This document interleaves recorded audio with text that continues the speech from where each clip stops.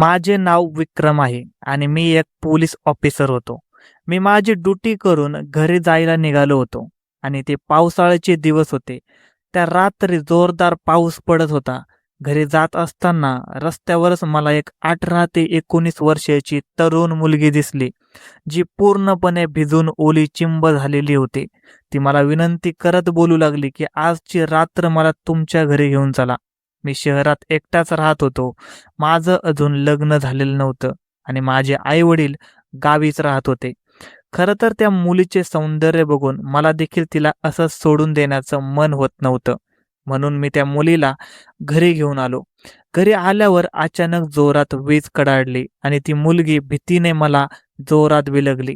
त्या मुलीच्या ओलाचिंब शरीराने माझ्या अंगात आग लावली आणि मग मी त्या रात्री त्या मुलीसोबत आज काही केसेस पूर्ण करण्यासाठी मला रात्रीचे 12 वाजले होते.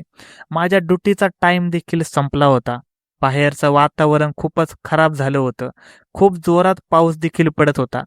त्याच वेळी मी माझी बाईक काढली आणि माझ्या घराकडे निघालो. मी गाडीवर भिजतच घरी निघालो होतो. त्यात मी माझ्या घरी एकटाच राहत होतो आणि कोणी माझी वाट बघणारं पण नव्हतं. त्यामुळे मी अगदी निवांत जात होतो. मला अजिबात कसली घाई नव्हती. पण तेवढ्यात मला एक सुनसान जागी एक तरुण मुलगी दिसली, जी साधारण 18-19 वर्षांची दिसत होती. माहीत नाही इतक्या पावसात या सुनसान रस्त्यावरती एकटी काय करत होती. ती पूर्णपणे भिजली होती आणि थंडीने कुडकुडत होती. मी तसा थोडा पुढे आलो आणि माझी नजर तिथल्याच एका आडोशाला उभ्या असलेल्या 2-3 माणसावर पडली, जे दारू पीत उभे होते आणि त्या मुलीकडेच बघत होते. मला त्यांची नजर काही ठीक वाटत नव्हती. म्हणून मी गाडी माघारी घेतली आणि त्या मुलीजवळ आलो. मी तिला विचारलं, की "एवढ्या रात्री तू इथे पावसात भिजत काय करत आहेस?" तेव्हा ती अगदी स्तब्ध नजरेने माझ्याकडे बघू लागली. माझ्याकडे बघत असताना तिच्या त्या निळाशार डोळ्यात मला थोडीशी भीती स्पष्ट दिसत होती. मी तिला म्हणालो, की "या अशा सुनसान जागी तू जास्त वेळ एकटी थांबू नकोस. जा तुझ्या घरी परत जा." यावर ती मुलगी काही न बोलता अगदी शांतपणे मान खाली घालून उभी होती.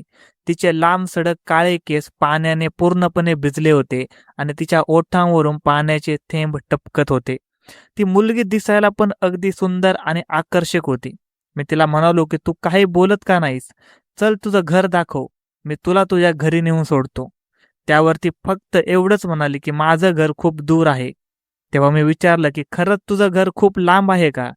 त्यावर तिने काही न बोलता फक्त होकारार्थी मान हलवली. मी म्हणालो, "असू दे, काही प्रॉब्लेम नाही. मी तुला माझ्या गाडीवर तुझ्या घरी नेऊन सोडतो. चल बस माझ्या गाडीवर." यावरती मुलगी बोलू लागली, की "माझं घर त्या समुद्राच्या पलीकडे आहे. तिकडे गाडीवर नाही जाऊ शकत." हे ऐकताच मी खूप हैराण झालो आणि तिला विचारलं, की "मग या शहरात तुझे कोणीतरी नातेवाईक तर असतीलच ना? त्यांचा पत्ता सांग. मी तुला तिथे नेऊन सोडतो." यावर तिने नकारार्थी मान हलवली. तिचं ते निरागस रूप बघून कुणास ठाऊक मी तिच्याकडे ओढला जाऊ लागलो होतो. मी तिला म्हणालो, की "हे बघ, आता रात्र खूप झाली आहे. तू एक काम कर, तू माझ्यासोबत माझ्या घरी चल. आजची रात्र माझ्याच इथे राहा आणि मग उद्या सकाळी मी तुला तुझ्या घरी सोडायची व्यवस्था करतो." माझं बोलणं ऐकून तिला थोडं बरं वाटलं आणि ती माझ्यासोबत माझ्या घरी यायला तयार झाली. मग मी तिला माझ्या गाडीवर बसवून माझ्या घरी घेऊन आलो. घरी पोहोचलो तेव्हा गाडी लावत असतानाच जोरदार ढगांचा गडगडाट सुरू झाला. तो आवाज इतका भयानक होता, की छातीत धस्स झालं. त्या मुलीने तर घाबरून मला मिठीच मारली. एक पूर्णपणे भिजून चिंब झालेली मुलगी माझ्या मिठीत होती. मी एक 23 वर्षाचा तरुण पोलीस होतो. तिच्या त्या स्पर्शाने माझ्या मनात तर मोठी उलाढाल चालली होती. काय करावं सुचत नव्हतं. मग मी देखील तिला जोरात आवळून घट्ट पकडलं, कारण ती अजून भिवू नये म्हणून. या असल्या थंड वातावरणात तिच्या त्या भिजलेल्या अंगाची ऊब मला अजून तापवत होती. माझ्या आतली इच्छा जागृत होऊ लागली होती आणि माझ्यावरचा ताबा सुटू लागला होता. इच्छा नसतानाही मी तिला माझ्या मिठीतून सोडवले आणि मग मी तिला घेऊन घराच्या आतमध्ये आलो. घराच्या आतमध्ये आल्यावर ती सगळीकडे नजर फिरवून माझ्या घराला बघत होती. जणू ते घर नसून एखादे आजोबा आहे. तिच्या या कृतीवर मी गालातल्या गालात हसू लागलो. त्या मुलीने माझ्या घरात पाऊल ठेवताच माहीत नाही का, पण मला खूप आनंद झाला होता. मी लगेचच एक टॉवेल घेतला आणि तिला देत म्हणालो, की "पटकन अंग पुसून घे." असे म्हणत मी तिला टॉवेल दिला आणि मी माझे अंग पुसू लागलो. पण मी बघितलं तर ती मुलगी स्वतःचं अंग पुसायचं सोडून पूर्ण घरात गोल गोल फिरत होती. मला तर असं वाटत होतं जणू तिला आपण भिजलो आहोत याचं काही विशेष वाटतच नव्हतं. मी तिला म्हणालो, "तुला थंडी वाजवली येईल." ती म्हणाली, "नाही वाजणार, समुद्र आहे." तिचं बोलणं माझ्या डोक्याच्या बाहेरचं होतं. तिला नक्की काय म्हणायचं होतं? ती कुठल्या समुद्राबद्दल बोलत होती? मला तर असं वाटलं, की बहुतेक समुद्राच्या किनाऱ्याला हिचं घर असेल आणि त्यामुळे हिला भिजायची सवयच असणार. मग मी पटकन माझे कपडे बदलले आणि तिला एक गाऊन दिला आणि तो घालायला सांगितला. पण ती मुलगी भिजलेल्या कपड्यातच माझ्या जवळ आली. ती खूप सुंदर दिसत होती, पण मला हे समजत नव्हतं की ती मुलगी कोण होती आणि कुठून आली होती. अशा अनोळखीला कधीच आपल्या घरात आसरा द्यायचा नसतो, पण मी पोलीस होतो. त्यामुळे तिला एकटीला तरी कसा सोडून येऊ शकत होतो. तिचे ओले चिंब कपडे तिच्या शरीराला असे काही चिकटले होते की तिच्या शरीराचा प्रत्येक उंचवटा स्पष्ट जाणवत होता. तिच्या त्या आखीव रेखीव शरीराचा उभार बघून माझ्या अंगात एक वेगळीच नशा जागी होत होती. मी पुन्हा एकदा माझ्या हातातला गाऊन तिच्याकडे परत करत म्हणालो, "हा घाल." पण ती काही न बोलता माझ्यासमोर तशीच उभी राहिली. शेवटी मीच नाईलाजाने टॉवेल घेतला आणि तिचं डोकं पुसू लागलो. मी तिचे केस चांगले पुसून काढले आणि तिला म्हणालो, की "हा गाऊन घाल." पण ती काही न बोलता तशीच उभी राहिली.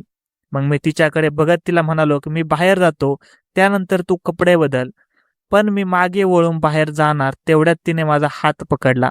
तिच्या त्या थंड हाताच्या स्पर्शाने मला तर जणू जोरात करंट बसला होता. ती मला म्हणाली, की "मला सोडून जाऊ नका. मला फार भीती वाटते. तुम्ही तिकडे तोंड फिरून उभे राहा. मी कपडे बदलते." मी तिच्या अंगावर असलेल्या कपड्यांकडे नीट बघितलं तर तिने लाल रंगाचा ड्रेस घातला होता. तो ड्रेस कसला होता काय माहीत, तो मला थोडा विचित्र वाटला. त्या ड्रेसमध्ये ती अगदी माशासारखी दिसत होती. मी माझे डोळे बंद केले आणि दुसरीकडे तोंड फिरवलं. तिच्या वागण्यावरून, तिच्या कपड्यावरून माझ्या मनात अनेक प्रश्न निर्माण झाले होते, की माहीत नाही तिचं घर कुठं होतं. ती समुद्रातून वाहून तर आली नसेल ना? मग तिने तो गाऊन घातल्यानंतर मी तिचे कपडे वाळायला घातले. पण मला एक कळत नव्हतं, की माझ्यासारख्या अनोळखी व्यक्तीवर विश्वास ठेवून ती मुलगी माझ्यासमोर कपडे बदलायला कशी तयार झाली. मी तर चक्रावून गेलो होतो. मी माझ्या आयुष्यात अशी मुलगी कधीच बघितली नव्हती. अखेर अशी मुलगी माझ्या आयुष्यात कुठून आली असेल काय माहीत. माझ्या आयुष्यात कोणतं संकट तर येणार नाही ना? ही मुलगी म्हणजे जलपरी तर नाही ना, जी समुद्रातून आली असेल? पण हिला बघून तर ही अगदी निरागस वाटत आहे. मला काहीच समजत नव्हतं. मला तर जोरात भूक लागली होती. मी तिला विचारलं, की "तुला भूक लागली आहे का?" तिने होकारार्थी मान हलवली. मग मी किचनमध्ये गेलो आणि शिल्लक राहिलेलं अन्न आणलं आणि मग आम्ही दोघे मिळून जेवायला बसलो. ती एकदम शांत होती, कसला तरी विचार करत होती. जेवण झाल्यावर मग मी तिला विचारलं, की "आता मला सांग, तुझं घर कुठे आहे?" तेव्हा ती म्हणाली, की "समुद्राच्या पलीकडे दूर देशात." मग मी तिला विचारलं, की "मग तू आलीस तरी कशी? जहाजात बसून आलीस का?" ती म्हणाली, "नाही, पोहून आले." मला तर तिच्या कुठल्याच बोलण्यावर विश्वास बसत नव्हता. मला तर वाटलं, की ही मुलगी वेडी तर नसेल ना? दूरच्या देशातून, समुद्रातून इतक्या लांब कोणी पोहून कसं काय येऊ शकतं? आणि का आली असेल ही? मी विचारलं, "मग तू तुझं घर सोडून इतक्या लांब का आलीस?" ती म्हणाली, "माझ्या वडिलांनी माझं लग्न ठरवलं होतं, पण मला देखील बाहेरची दुनिया बघायची होती. म्हणून मी घरातून पळून पोहत पोहत इतक्या दूर येऊन पोहोचले." मग मी तिला विचारलं, की "तुला तुझं घर कुठे आहे? त्या जागेचं नाव वगैरे काही माहीत आहे का?" यावर तिने होकारार्थी मान हलवली आणि पुन्हा समुद्राच्या दिशेने बोट दाखवलं. मला तर काहीच समजत नव्हतं. तिने माझा हात तिच्या हातात घेतला आणि माझ्या अगदी जवळ आली. ती मला अशी काही चिटकली, की आमच्या दोघांच्यात अजिबात अंतर राहिले नाही. मी सगळं काही विसरून त्या क्षणात बुडून गेलो. ती मुलगी जीच आता समुद्रापार पोहत इथे आली होती. मी तिला माझी बनवण्याचा विचार करत होतो. अशी मुलगी जर माझी झाली, तर मी सगळ्यात वेगळा असेन. पण मी आता पुढाकार घेणार नव्हतो. तिने माझ्या छातीवर तिचं डोकं ठेवलं आणि मी तिच्या केसात हात घातला. तिचे केस अजून पण थोडे ओलेच होते. अचानक ती मुलगी माझ्या अगदी जवळ आली आणि तिने तिचे होठ माझ्या होठांवर ठेवले. तिचं चुंबन घेतल्यावर मला जाणवलं की तिच्यातून समुद्राचा गंध येत होता. मी जसजसं तिला जवळ घेत गेलो तसा मला समुद्राचा आभास जाणवू लागला. तेव्हा मला प्रश्न पडला की नक्की ही मुलगी आहे तरी कोण? ही एखादी जलपरी तर नाही ना जिच्यावर मी एवढा जीव लावतोय. तिने स्वतःहून स्वतःला माझ्या स्वाधीन केलं होतं.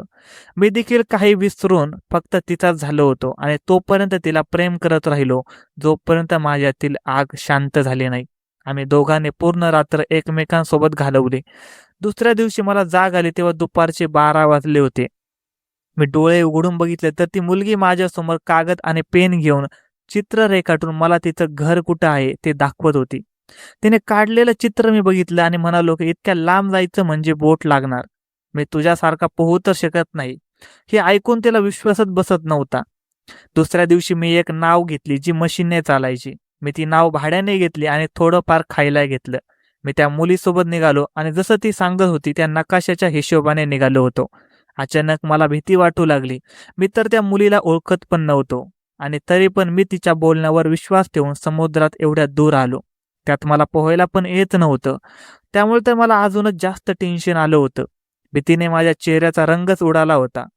काही वेळात खोल समुद्रात गेल्यावर कशाला तरी आमची बोट धडकली आणि उलटली. तसा मी खोल समुद्रात पडलो आणि बुडालो. त्यानंतर मला काहीच आठवत नाही. जेव्हा मी शुद्धीत आलो आणि डोळे उघडले तेव्हा मी एका निर्जन बेटावर होतो आणि ती मुलगी माझ्या शेजारीच होती. बहुतेक ती मुलगी मला इथे घेऊन आली असेल किंवा मग एकतर मी मेलो असेल असंच मला वाटत होतं. पण मग नंतर त्या मुलीने मला हात लावला तसं मला जाणवलं की मी तर जिवंत आहे. मग मी तिला विचारलं की आपण कुठे आहोत? त्यावर ती म्हणाली की आपण माझ्या घरी आहोत. हे बेट तिचं घर आहे. ती मुलगी मला तिच्या बेटापर्यंत घेऊन आली होती. मला सुरुवातीला वाटलं की हे बेट अगदी निर्जन असेल, पण नंतर समजलं की तसं नव्हतं. ती मुलगी मला त्या बेटावरच्या एका गावात घेऊन आली, जिथे 20 ते 25 घरं होती. मला येताना बघून तिथल्या लोकांना आश्चर्य वाटलं आणि ते मला बघण्यासाठी एकत्रित जमले.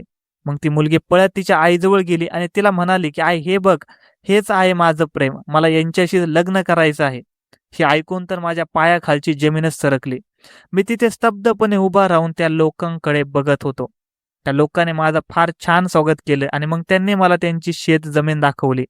ते मला सांगू लागले की शेती करून आणि समुद्रातून मासे पकडून त्यांचे जीवन जगतात. शेजारीच गोड पाण्याचा 12माही झरा होता. ते लोक त्याचंच पाणी पितात. काही दिवस तिथे त्यांच्यासोबत राहिल्यावर मी ठरवलं की मी त्या मुलीसोबत लग्न करून माझं पुढचं आयुष्य, सगळं आयुष्य तिथेच घालवेन. पोलिसाची नोकरी करून मी पण कंटाळलो होतो आणि इथे तर मला ते भेटले होतं जे मला कधीच सोडायचं नव्हतं. ते म्हणजे मनाची शांती. हळूहळू मी त्या लोकांच्यात मिसळून गेलो. त्या मुलीने मला थोडं थोडं करत समुद्रात पोहायला पण शिकवलं आणि मग आम्ही दोघे रोज समुद्रात पोहायचो आणि पुन्हा आमच्या घरी माघारी यायचो. मी त्या मुलीसोबत लग्न करून माझा संसार तिथेच थाटला होता. तर मित्रांनो, कशी वाटली स्टोरी कमेंट करून नक्की सांगा. आणि स्टोरी आवडली असेल तर व्हिडिओला लाईक आणि चॅनलला सबस्क्राईब करायला अजिबात विसरू नका. धन्यवाद.